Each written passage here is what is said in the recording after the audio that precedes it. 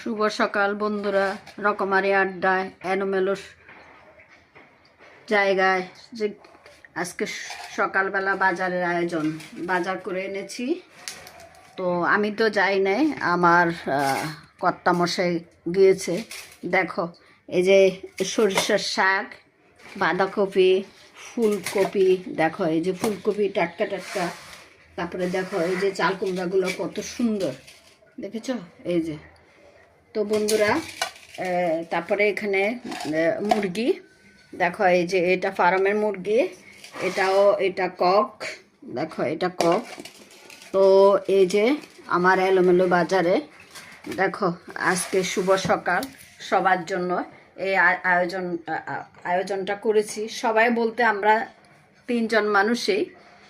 তো দেখো এই 3-4 জন আমরা, যেটা আমার হাজব্যান্ড, আমার স্বামী, আর এর সাথে আমার ছেলের বউ, এই আর কি।